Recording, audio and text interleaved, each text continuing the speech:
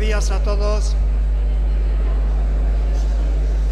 En nombre de la sección de Ciencia de la Salud del Ateneo, bienvenidos. Quiero únicamente recordar que arriba hay sitio disponible, justo en la parte de arriba. El acto empezará dentro de un momento, porque está terminando ahora la rueda de prensa. Nada más.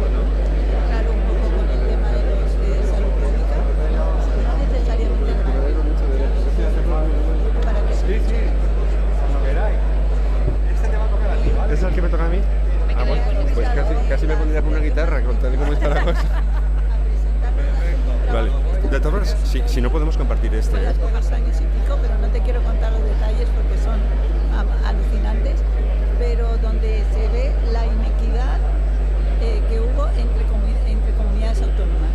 ¿Te acuerdas que te conté que el informe del Ministerio, el Evalúa COVID, hace como que todo fue igual en todas partes? Ni siquiera menciona que hay diferencias. Dice, de hecho, en una frase, dice concretamente, este informe no tiene como propósito examinar las diferencias entre comunidades autónomas. Bueno, pues el trabajo nuestro lo que hace es examinar esas diferencias. Y como me han invitado de la Asociación Madrileña de Salud Pública, aquí en el Ateneo,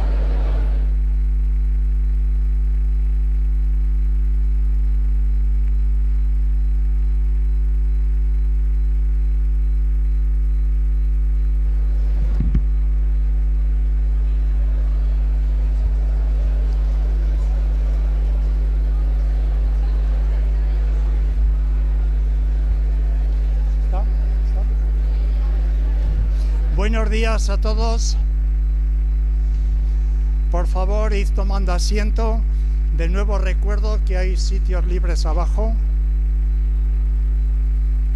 Como presidente de la sección de Ciencias de la Salud del Ateneo, tengo el privilegio de daros la bienvenida a esta presentación del informe de la Comisión Ciudadana por la Verdad en las residencias de Madrid durante la COVID-2019. Quiero agradecer a todas las personas que se han movilizado, no solamente hoy, sino durante muchos meses en los que hemos tenido en el Ateneo sesiones para recordar lo que había pasado, para informar de ello, para recabar testimonios. Quiero dar las gracias de manera muy especial a los miembros de la comisión, a los científicos que han analizado los datos para exponer la realidad de lo que ha pasado. Y sin más por mi parte, recordando únicamente que esta es una institución al servicio de la ciudadanía, con los ideales de libertad, igualdad y fraternidad de 200 años de vida y que vive de los que contribuimos con nuestro trabajo y nuestra cuota a ellos. Recordaros que el Ateneo necesita apoyo. Y sin más, paso la palabra a Javier Cordón, de Verdad y Justicia, y luego a Carmen López, de Marea de las Residencias. Ellos son los que han hecho posible este esfuerzo y han estado detrás de ello de verdad. Y a continuación es la comisión y su presidente quienes informarán y llevarán a cabo toda esta presentación. Nada más, muchas gracias.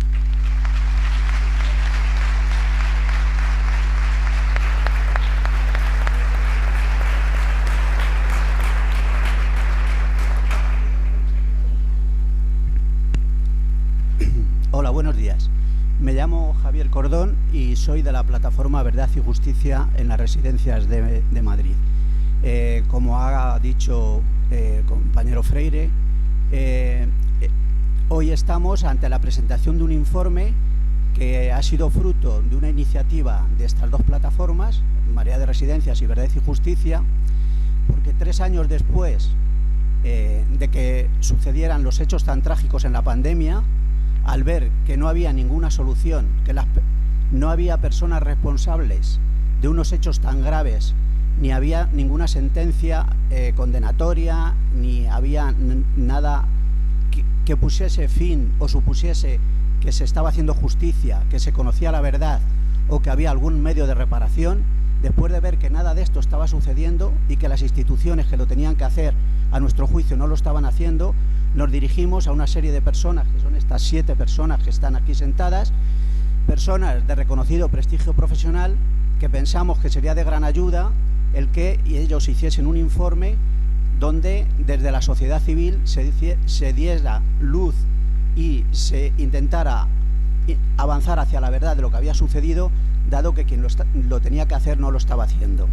Concretamente, todos sabéis que hubo una comisión de investigación que empezó en la Asamblea de Madrid, que duró muy pocos meses, que solo tuvo 8 reuniones, no llegó a ninguna conclusión porque se disolvió, fue disuelta por el gobierno del Partido Popular, que es quien gobernaba y sigue gobernando, por la convocatoria anticipada de elecciones, y después, a pesar de los sucesivos intentos de que se reabriese esa comisión por los grupos parlamentarios, que había en ese momento, que lo exigían, que era Más Madrid, Podemos y Partido Socialista, nunca más se volvió a abrir esa comisión. Entonces, como dada esa situación donde veíamos que ni la verdad, ni la justicia, ni la reparación se estaba poniendo en práctica, a pesar de que habían muerto 7.291 personas sin tener asistencia sanitaria adecuada en las residencias, ante esos hechos tan graves y tan especiales y tan trágicos y no haber ninguna solución, fue cuando decidimos dar este paso. Y hoy lo que van a presentar aquí estas 7 personas es un informe que nosotros consideramos muy especial. Primero, por lo que acabo de decir, porque es un informe que nace de la sociedad civil, nace de la movilización de las víctimas y de personas que le hemos acompañado a esas víctimas, porque no somos afectados directos, porque consideramos que el que se avance en la verdad, se haga justicia y reparación, no es solo un derecho de las personas que sufrieron directamente esto, sino que es un bien para el conjunto de la sociedad y que pagaremos muy caro si esto no se hace. Entonces, como digo, este informe es especial desde ese punto de vista, de que es una iniciativa de la ciudadanía, o al menos de un sector de la ciudadanía, por supuesto, pero también es un informe muy especial porque recoge las distintas informaciones, los distintos testimonios que había habido hasta ahora, en concreto el de la comisión, como he dicho, la comisión de investigación, que a pesar de no llegar a ninguna conclusión, ahí se hicieron informaciones muy valiosas bajo juramento. Eso lo recoge la comisión, como luego explicarán, pero también recogieron la voz de las personas que habían sufrido directamente esto, o de expertos que conocían lo que habían sucedido o que habían sido responsables en ese momento, habían tenido puestos de responsabilidad. La tercera cuestión es que recoge informes y estudios que se habían hecho de tipo individual y científico, y desde ese punto de vista este informe es como una síntesis de lo conocido hasta ahora. No es toda la verdad, por supuesto, porque toda la verdad es muy difícil llegar, pero es un informe que a nuestro juicio es el que llega más lejos porque recoge todo lo conocido sobre estos hechos hasta ahora. Y además es un informe muy especial porque lo hacen 7 personas de reconocido prestigio que han puesto sus nombres y su propio prestigio y su trayectoria al servicio de este informe. O sea, este informe no es un informe anónimo, sino firmado por 7 personas que han tenido el valor, a nuestro juicio, muy grande de hacerlo y firmarlo. Y por último, es un informe muy especial para nosotros y nosotras, porque creemos que ahí está recogida la voz de las víctimas, la voz de las personas que sufrieron en sus carnes y en primera fila la tragedia de esos días. Porque una parte gruesa del informe está basado en las jornadas que hicimos en septiembre, donde participaron unas 30 personas que todavía estaban en las residencias, familiares, trabajadoras y expertos que lo habían estudiado. Por eso pensamos que no es un informe cualquiera y por eso pensamos que es un paso muy importante el que se da con este informe, y agradecemos que hayáis venido y agradecemos a las víctimas que hablaron, que participaron, que siguen luchando por la verdad y por la justicia, y a la comisión que ha hecho este informe. Gracias.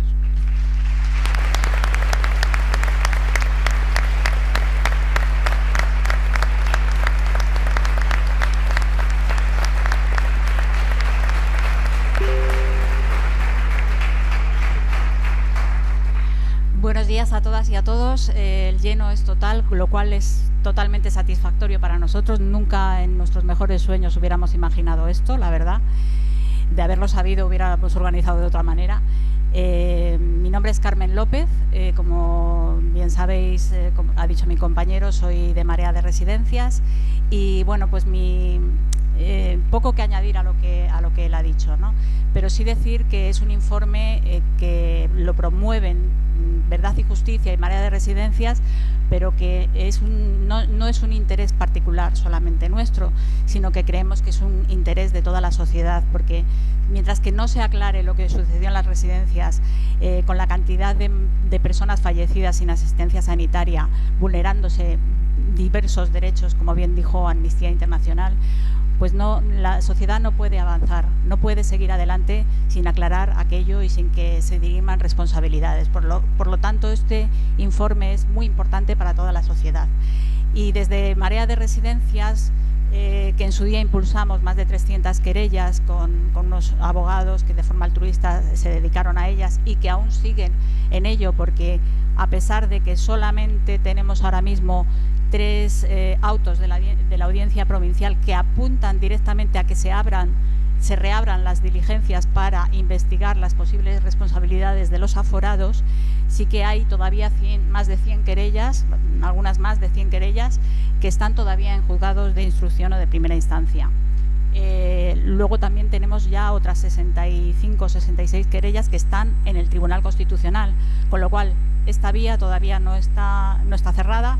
Veremos, no dejamos de tener perdón, no dejamos de tener fe en la justicia, la mantendremos hasta el final y desde luego lo que haremos con este informe será intentar hacérselo llegar al mayor número de instituciones posibles, tanto españolas, comunitarias, o sea, de la región madrileña, como del gobierno central, etcétera, y de Europa. No vamos a dejar ninguna institución sin enviar este informe y desde luego esperamos también a la Fiscalía, por supuesto, porque hasta ahora, bueno, pues lo que hemos visto ha sido una actuación bastante pasiva y esperamos en un futuro que exista una actuación más proactiva por parte de la Fiscalía. Y sin más, para no extendernos mucho y que no se nos haga muy tarde, voy a despedirme y doy paso a los miembros de la comisión que seguro que os podrán aclarar muchas cosas después. Gracias.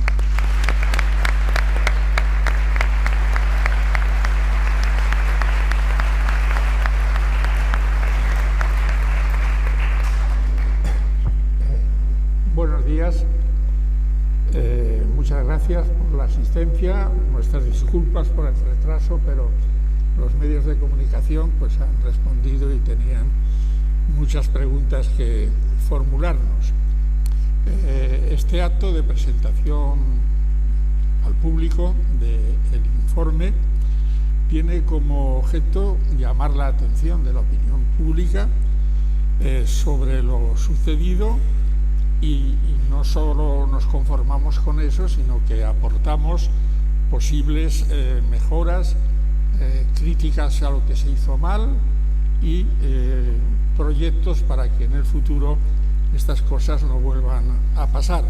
Pero claro, es una opinión y un informe que, como se ha dicho, va a tener su difusión en otras instancias y antes que nada pues paso también a presentar a los miembros de la comisión. Fernando Flores Jiménez, que es profesor del Instituto de Derechos Humanos de la Universidad de Valencia y profesor de Derecho Constitucional en la misma universidad. María Victoria Zunzunegui Pastor, que es doctora en Epidemiología de la Universidad de California, profesora jubilada de la Escuela de Salud Pública de la Universidad de Montreal. Fernando Lamata Cotanda, médico experto en gestión y administración sanitaria, ha ocupado diversos cargos en el Ministerio de Sanidad, ha sido miembro del panel de expertos de la Comisión Europea en Políticas Sanitarias. Ana Freixas Farré, escritora, profesora jubilada en la Universidad de Córdoba, ha hecho importantes aportaciones sobre el envejecimiento en general y en especial de las mujeres. Cristina Monge La Sierra, socióloga, politóloga, profesora asociada de Sociología en la Universidad de Zaragoza y además participante continua en los medios de comunicación y siempre sus aportaciones son muy interesantes. Y Eduardo Ranz Alonso, abogado, profesor de la Universidad Carlos III y especialista en memoria histórica. Y el que les habla es Antonio Martín Pallín, que, como creo que he sabido, pues he desempeñado durante mi vida profesional mi cargo en el Ministerio Fiscal y en el Tribunal Supremo. Quiero comenzar diciendo que esta comisión no es ninguna iniciativa de ningún partido político ni de ninguna otra instancia que tuviese intereses en ello, sino, como se ha puesto de relieve, de Mareas de Residencia y Verdad y Justicia en las residencias de Madrid. Cuando se dirigieron a nosotros, primero planteándonos la idea y después solicitando nuestra participación, por supuesto, pues no tuvimos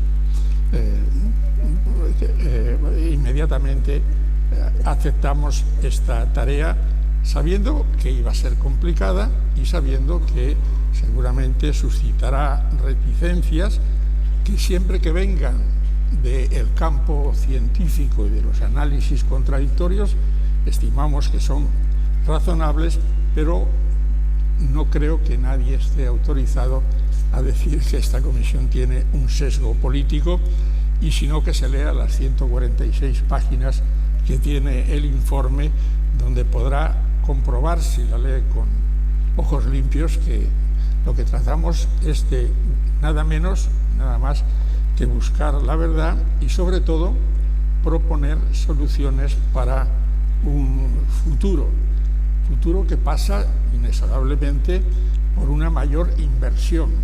Y como todo el mundo sabe, en estos momentos está muy de actualidad, esto se hace a través de los presupuestos del Estado o de las comunidades autónomas, y los presupuestos los confeccionan los políticos que han sido elegidos por los ciudadanos.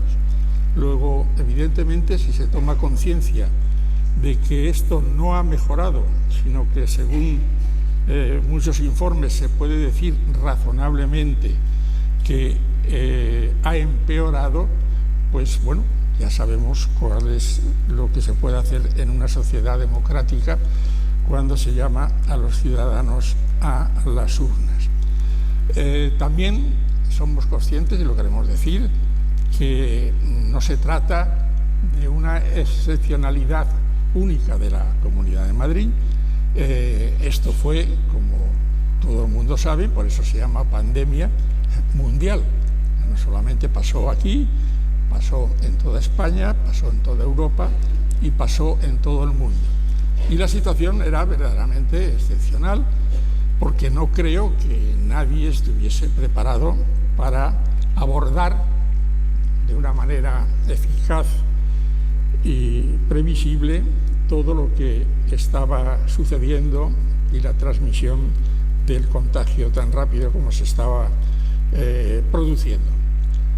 Esta situación de excepción coloca a los políticos, también a los de la Comunidad de Madrid, ante una decisión urgente y ante una opción para poner en marcha todos aquellos medios, en este caso creo que los científicos son insustituibles, que se consideren más adecuados para hacer frente y paliar.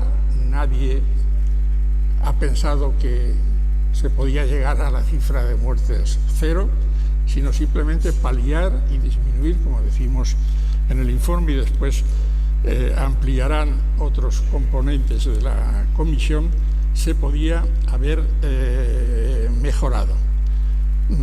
Pero claro, se parte de dos presupuestos que yo quiero resaltar en este momento.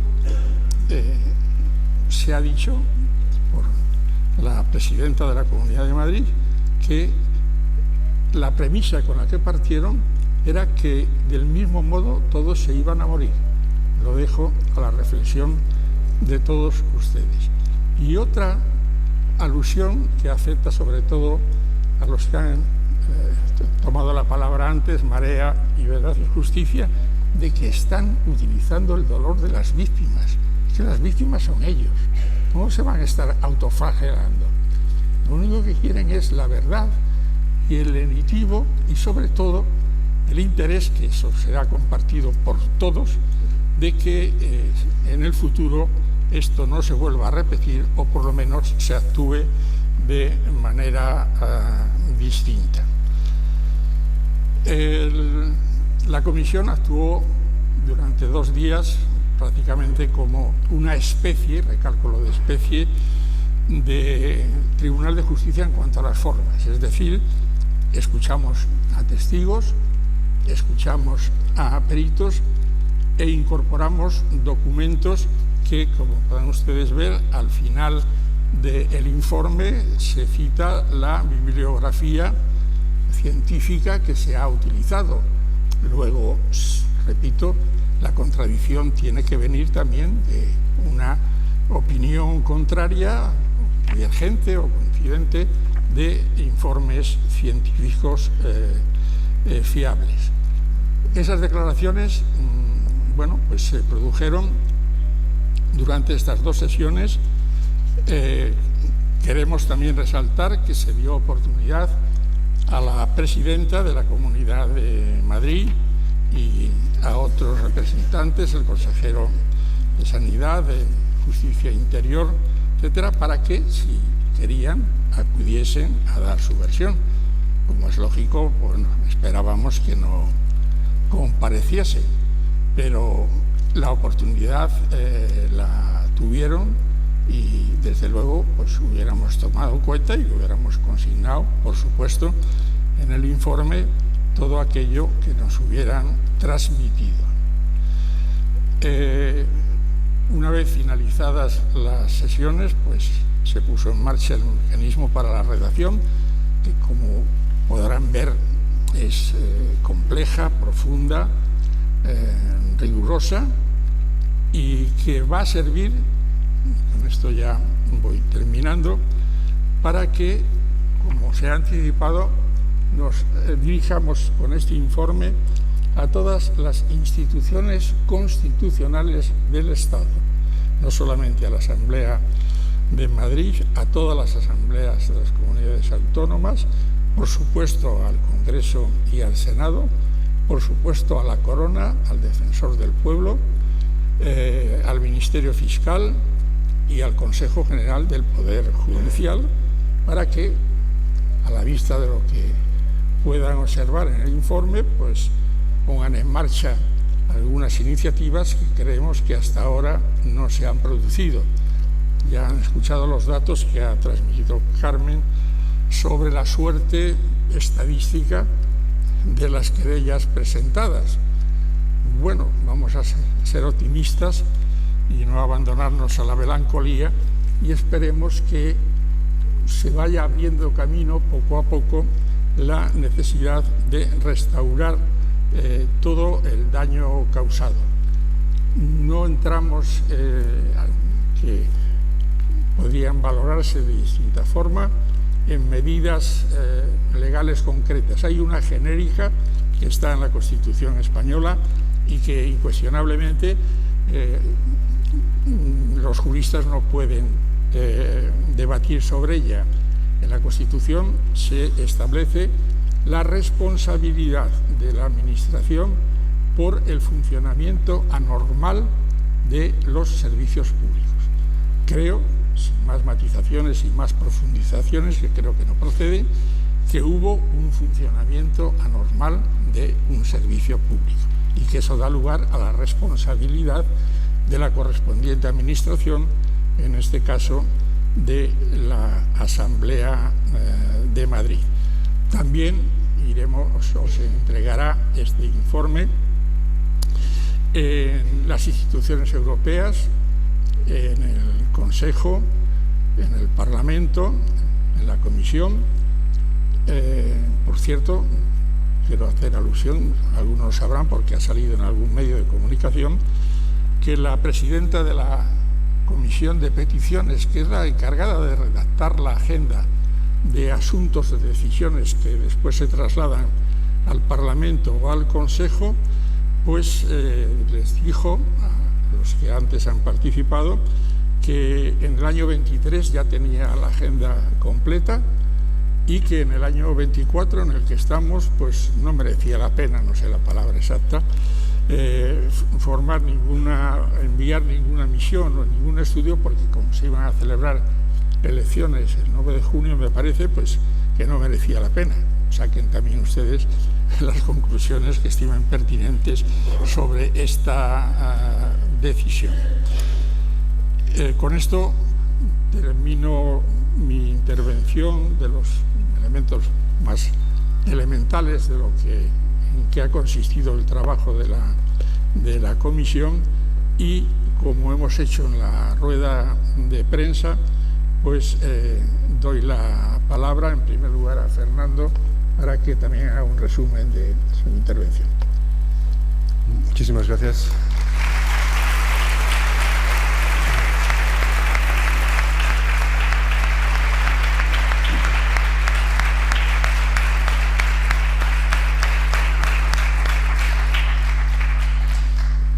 Muchísimas gracias a todos y a todas por estar aquí, y gracias a la invitación para formar parte de esta comisión por parte de Marea de Residencias y de Verdad y Justicia.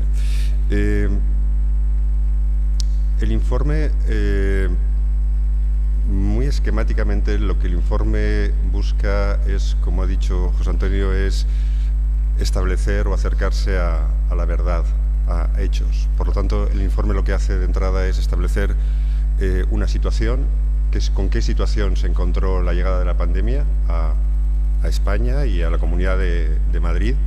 Se encontró con una situación estructural del mundo de los cuidados y del mundo sanitario ya débil, ya frágil, que estaba y está así por una serie de decisiones políticas, que hablaremos enseguida del tema de lo que es la responsabilidad, pero que era una situación, digamos, que estaba, es decir, no había ninguna decisión específica sobre eso.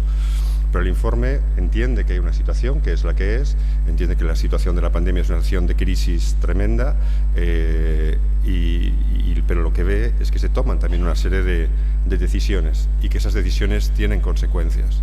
Se establece unos hechos que no son muchas veces los que se dicen por interesados, sino hechos que están basados en datos, muchas veces de los mismos datos oficiales, o sencillamente porque son visibles con cierta facilidad. Es decir, es un dato que el Tribunal Superior de Justicia, es un hecho que el Tribunal Superior de Justicia, a través de una medida cautelar, ordenó medicalizar las residencias. Y es un hecho que no se medicalizaron. Más allá de que se diga, sí se medicalizaron, no se medicalizaron. No se medicalizaron. Y es un hecho basado en datos, basado en testimonios, basado en informes bien documentados, de que después no hubo derivaciones. Hubo algunas derivaciones, desde luego si tenía seguro privado, no hubo derivaciones. Es decir, el hecho de estar en residencias supuso para muchas personas que no pudieron, que les arrebataron su derecho a la protección de la salud y en muchos casos su derecho a la vida. Lo que hace el informe es, por lo tanto, ver que hay una situación, pero ver que hay unas decisiones que se adoptan y que por distintas razones, uno puede pensar que es por incompetencia, otro puede pensar que es por ideología, otro puede pensar, cada cual puede pensar las razones en la intención de por qué se tomaron determinadas decisiones, pero esas decisiones produjeron unas consecuencias, y produjeron consecuencias sobre derechos fundamentales que la Constitución protege a todos los ciudadanos, aunque sean mayores, aunque tengan una discapacidad, aunque tengan problemas de salud mental. A todo el mundo nos protege igual, porque tenemos un artículo 14 que es una joya que deberíamos de tener en un altar, que es que a nadie se le puede discriminar, sobre todo si está en una situación de vulnerabilidad. Y las personas que estaban en las residencias, que están en las residencias, no son las únicas, pero son personas que están en una situación de vulnerabilidad. Lo que hace el informe, por lo tanto, es ver esos hechos y ver cómo impactan esas decisiones sobre los derechos de las personas. Y después lo que establece es, digamos, señala dos tipos de responsabilidades. Unas que son responsabilidades políticas y otras que son responsabilidades que tienen que establecerse por la vía judicial. Las responsabilidades políticas tienen que ver que cuando tú tomas una decisión en un Estado de Derecho y tú eres un poder público, tú estás sometido al ejercicio del control ciudadano, del control de las instituciones parlamentarias, evidentemente, y de todo tipo, mediáticas, etcétera, cuando los medios hacen su trabajo, y en su caso, de los tribunales. Pero hay una responsabilidad, porque el Estado de Derecho se caracteriza porque principio de legalidad, separación de poderes, pero por dos cosas: porque los ciudadanos y las ciudadanas tienen derechos fundamentales y tienen derecho a que se protejan sus derechos fundamentales. Y en segundo lugar, que es absolutamente importante relacionado con el primero, es la responsabilidad de los poderes públicos. Si no hay responsabilidad de los poderes públicos, no hay Estado de Derecho, no hay democracia, y eso no sirve para absolutamente nada.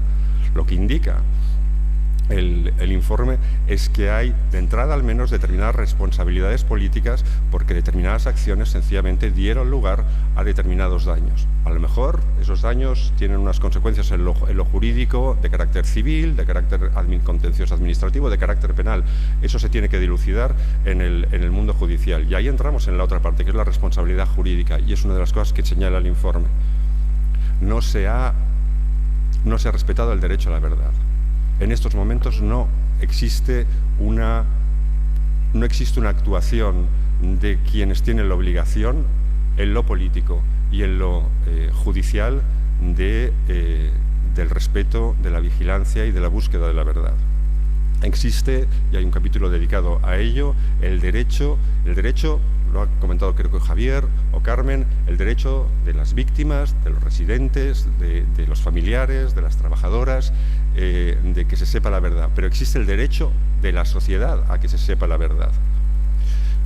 Y existe porque la situación fue gravísima, los hechos fueron gravísimos, porque los derechos vulnerados o impactados fueron fundamentales: la vida, la intimidad familiar, la integridad física y psíquica, la protección del derecho a la salud.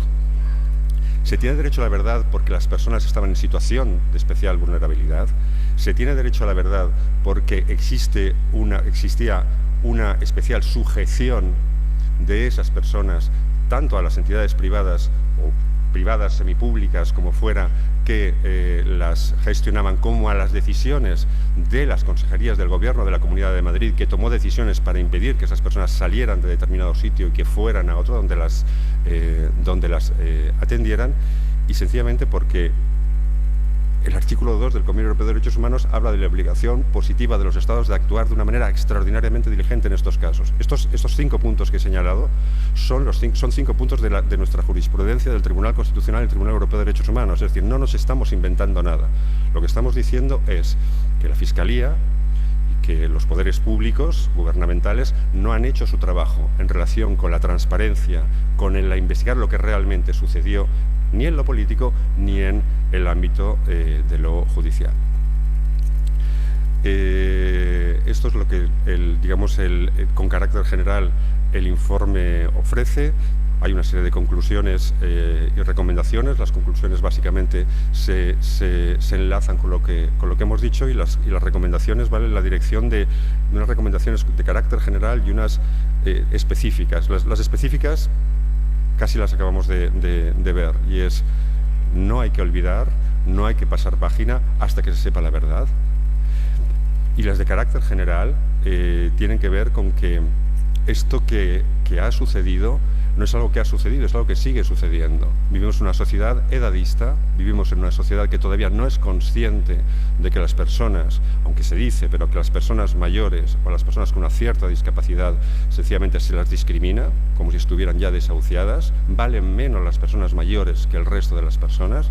Tiene que haber un cambio cultural extraordinario, revolucionario, para que eso nos lleve a un cambio del modelo de cuidados, de un modelo de cuidados de las personas mayores, pero no de solo las personas mayores, de todos y de todas nosotros.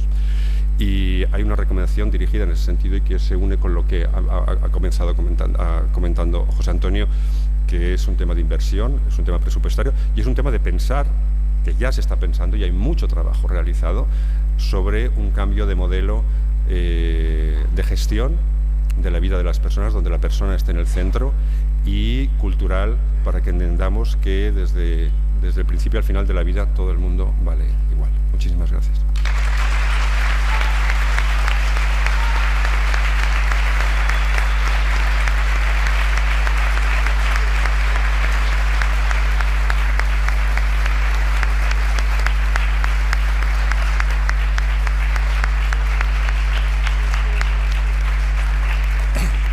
Muchas gracias, Fernando.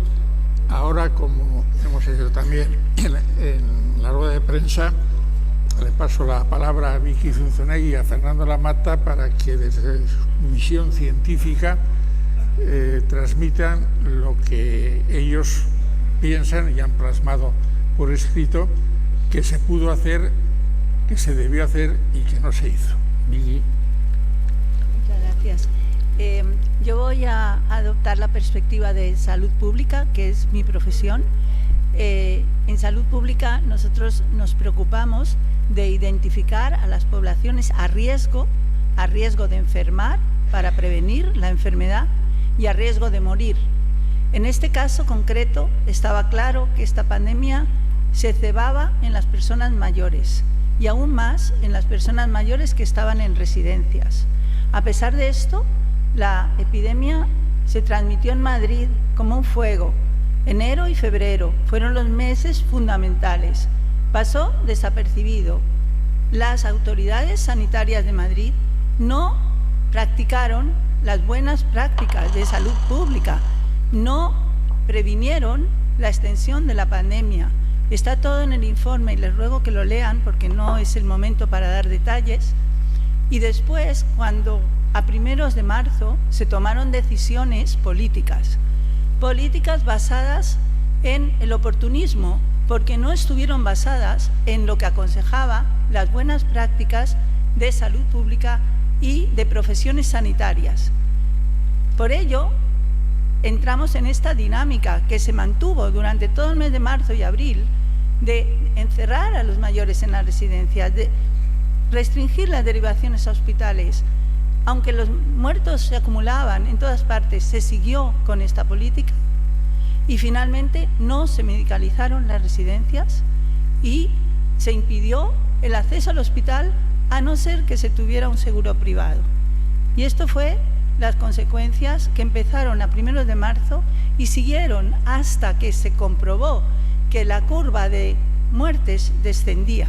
En ese momento se empezó a trabajar de otra manera, a empezar a hospitalizar a algunos mayores y también a dar material de protección individual a los trabajadores sanitarios y a los residentes. Ya estábamos a mediados de abril cuando empezó a haber estos cambios.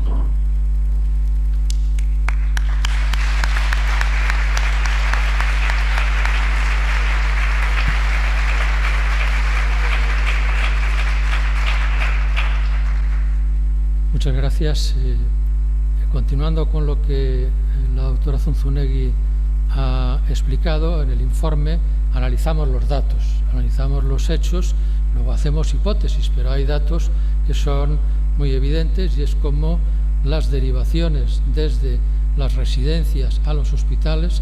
El mes de enero y febrero había una derivación media de 120 personas por día y en el 7 de marzo esas derivaciones caen a 65, a la mitad de derivaciones.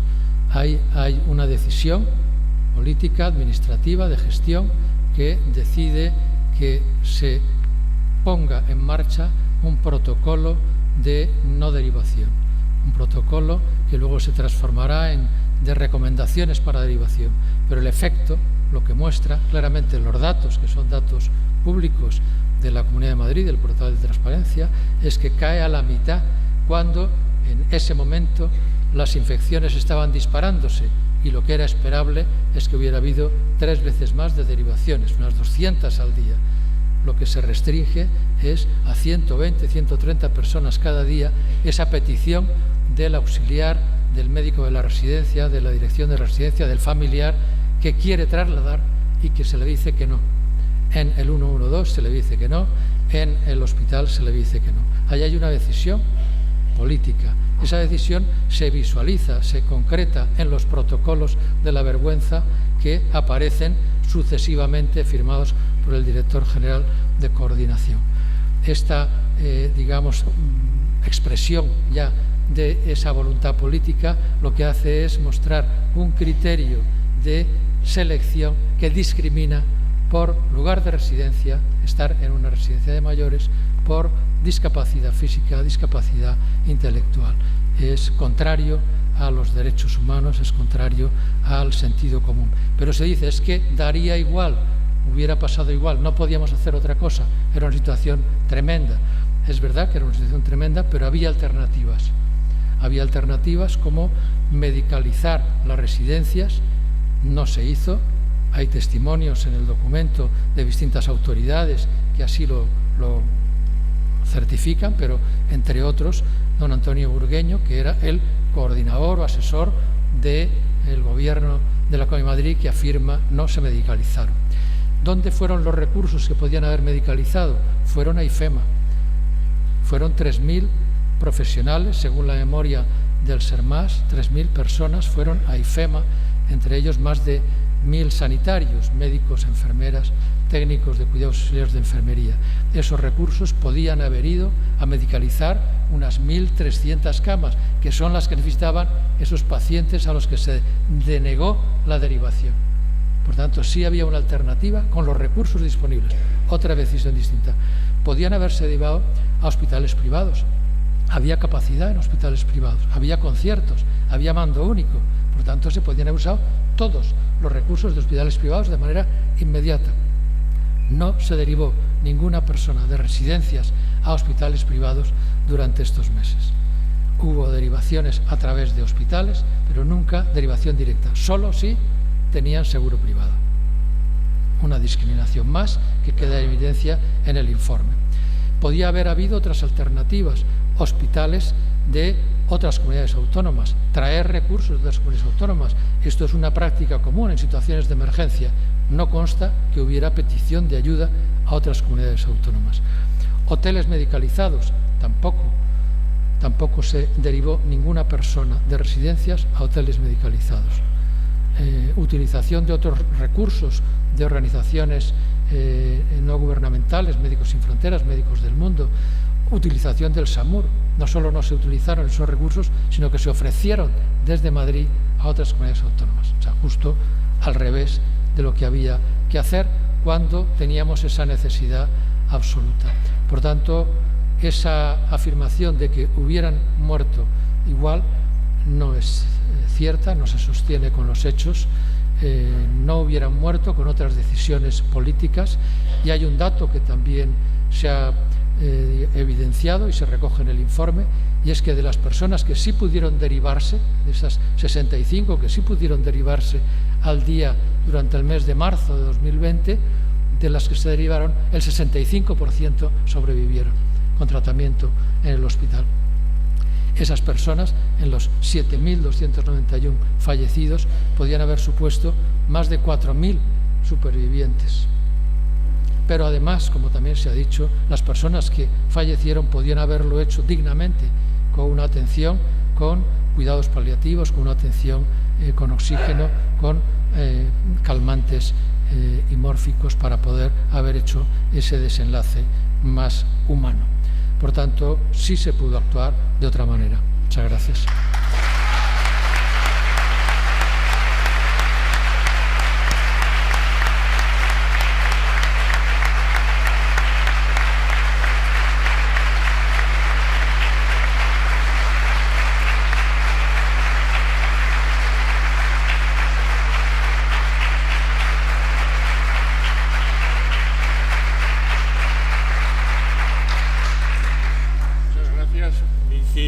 Fernando, no sé si me escucha, tiene ahora la palabra Eduardo Rancho.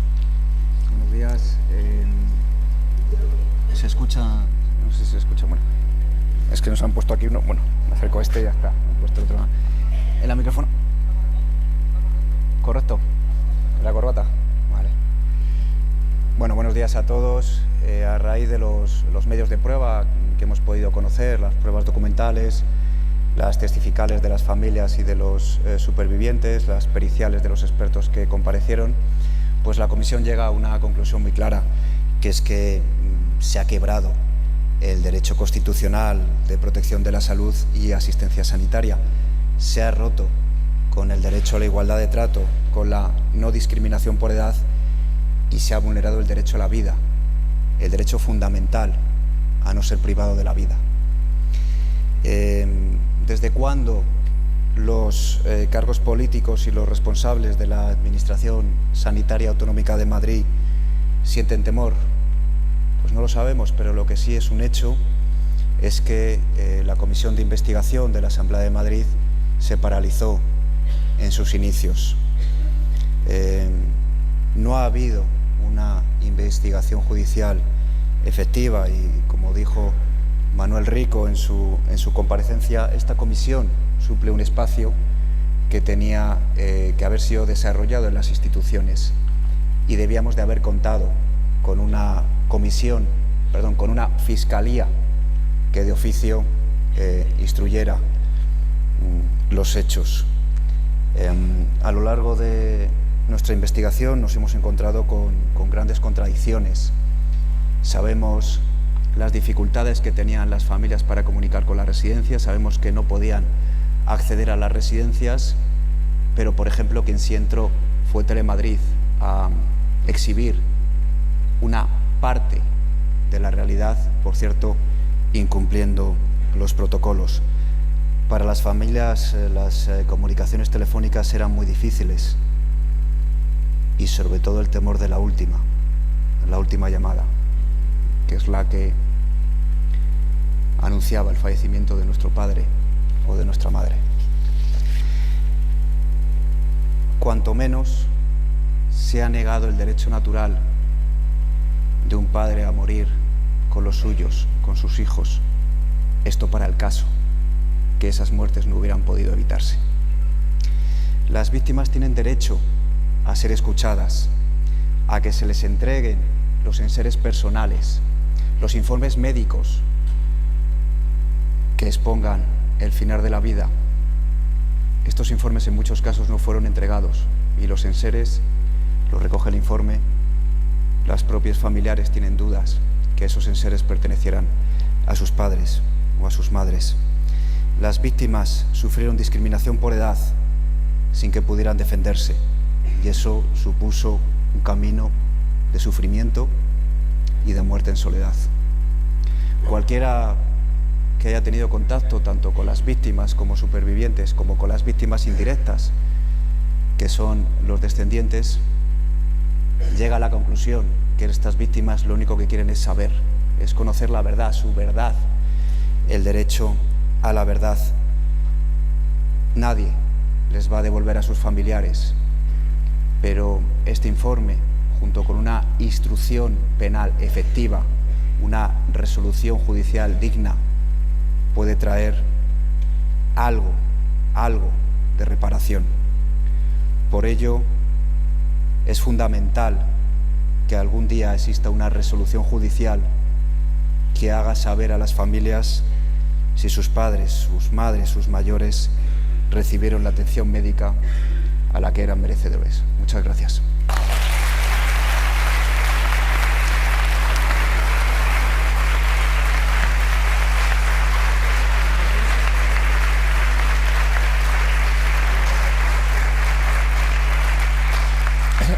Gracias, Eduardo. Ana tiene la palabra. Bueno, solamente hacer una pequeña reflexión sobre el papel que en todo este drama ha tenido los geriatras y las geriatras, ¿no? Es decir, en qué medida he hecho en falta una reflexión por esta parte de su responsabilidad, o esta especie de escudarse en el concepto de Hannah Arendt de la banalidad del mal, ¿no? Del deber cumplido. Yo creo que sobre esta parte cae una responsabilidad muy grande del derecho a la vida, ¿no? En qué medida alguien puede privar a otra persona o considerar que las personas no tenemos acceso a derechos básicos como de esta manera, ¿no? Entonces yo creo que una de las cosas que tenemos que exigir es esa reflexión, esa autocrítica respecto a lo que su papel ha supuesto en la pérdida de vidas, muchas vidas humanas que realmente podrían haber encontrado, diga lo que diga la presidenta, podrían haber seguido viviendo, ¿no? Nada más.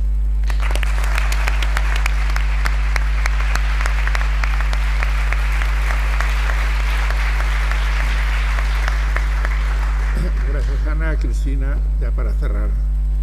Muchísimas gracias. 3 reflexiones rápidas desde un punto de vista probablemente más general y más político que creo que hay que hacer aquí. Primero, este informe, este trabajo, parte de una exigencia profundamente democrática. La sociedad civil, Marea Residencias, Verdad y Justicia en las Residencias, familiares, piden que alguien investigue esto porque quien tendría que hacerlo considera que no lo ha hecho suficientemente. Y un grupo de profesionales ponen su conocimiento a disposición de la sociedad, a disposición de intentar dar luz o intentar aclarar o aportar lo que puedan a ese problema social que surge del drama que ha sido todo esto que estamos hoy analizando aquí. Por lo tanto, estamos ante algo que parte de una exigencia profundamente democrática. Segundo, algo cuyo objetivo y cuyo fin es absolutamente imprescindible si queremos seguir hablando de este sistema como un sistema democrático. Estamos hablando nada menos que del derecho a la verdad. Lo han comentado el profesor Flores, lo han comentado diferentes compañeros, un derecho a la verdad sin el cual los principios democráticos empiezan a hacer aguas. Por lo tanto, es una exigencia democrática saber aquí qué ha pasado. Y precisamente por eso considerábamos desde el principio que teníamos una especial obligación de ser especialmente rigurosos, no solamente porque se nos supone nuestro trabajo, sino porque estábamos hablando nada menos que de intentar hacer valer ese derecho a la verdad. Una exigencia que ha llevado a analizar documentos, informes, están todos colgados, por cierto, en una página web que ustedes pueden consultar, que se llama comisionverdadresidenciasmadrid.wordpress.com. Ahí tienen todo colgado, ustedes y quien quiera discutir también o quien quiera dialogar con este informe lo tiene colgado allí. Un rigor que ha llevado a llamar a declarar nada menos que a 70 personas, de las cuales aproximadamente la mitad han aceptado pasar y otras tantas no.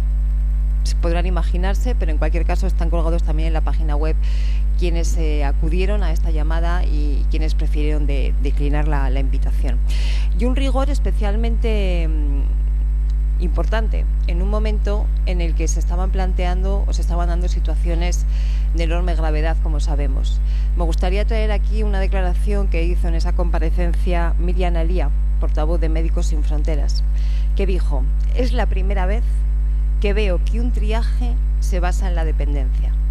El criterio de exclusión desplazó al de vulnerabilidad. Si el criterio de exclusión desplaza al de vulnerabilidad, ¿hasta qué punto se puede garantizar el derecho a la vida, como decía Eduardo? ¿Hasta qué punto se puede reconocer ese derecho a la verdad, como comentaba el profesor Flores? Y finalmente, he dicho, tiene un origen radicalmente democrático. Segundo, es una exigencia democrática saber qué pasó. Y tercero, la lógica democrática dice que no se puede quedar aquí. Eduardo plantea, necesitamos una resolución judicial, por supuesto, pero no solamente eso.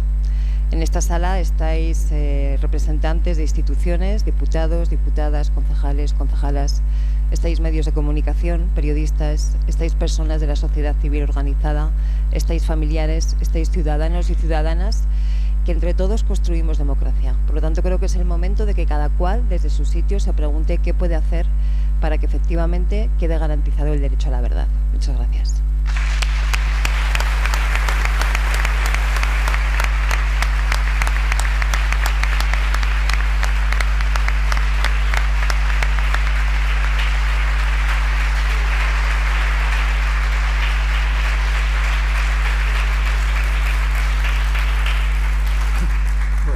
Muchas gracias, Cristina, muchas gracias a todos. Ahora me quedaría hacer una pequeña reflexión final sobre todo lo que han escuchado y sobre todo la recomendación de la lectura para el que tenga interés total o parcial de lo que recogemos en este riguroso informe, que yo espero que tenga algún impacto sobre la insensibilidad, la falta de empatía e incluso la demostración de una contradicción únicamente ideológica y no basada en criterios científicos de lo que realmente pasó. Lo dije al principio, la situación era excepcional, todos podían equivocarse. Es más, yo creo que racionalmente a lo mejor había que rectificar sobre la marcha, porque no todo era dogmático o acertado desde el principio, pero aquí no se hizo, sino que se realizó una exhibición de prepotencia, se tomaron decisiones sin que se admitiese su posible contradicción o reflexión. Hay indicios bastante fundados de presión sobre personal más o menos relacionado fundamentalmente con la salud o sanitarios, pero también personal de las residencias. Nos ha llamado la atención, por ejemplo, que de los 25 geriatras que eran los que tenían la última palabra, que llamamos a declarar, ninguno haya acudido. No creo que ninguno fuese tan desalmado que no pensase que estábamos haciendo algo positivo. Yo intuyo que era debido a que había presiones políticas. Por otro lado, cómo se reacciona enrocándose en la mentira cuando se dice, por ejemplo, que los protocolos eran una simple recomendación y cuando, como se puede comprobar, son protocolos firmados con firma electrónica y además, por desgracia, de obligado cumplimiento, porque se cumplieron a rajatabla y, como decía antes, hubo tiempo de rectificar, porque a lo mejor desde primero se podía haber dado cuenta de que se estaba llevando a una muerte indigna a personas absolutamente desvalidas y desprotegidas.